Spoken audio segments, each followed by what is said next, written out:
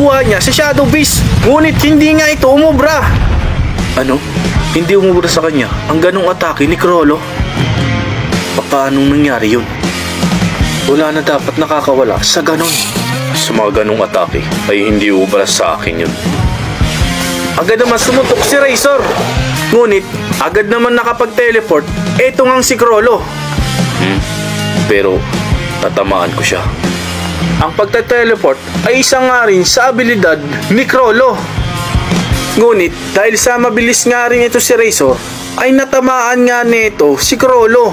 Talagang mabilis ka rin. Nagawa mo pa rin akong matamaan sa pagkakataong yun. Ngayon alam ko na, marami palang kayang gawin ang abilidad mo. Kaya naman, magiging mas maingat pa ako sa pakipaglaban sa inyo. Chrollo, ang isang yan ay hindi tayo mananalo kung pa isa-isa tayong susugod sa kanya.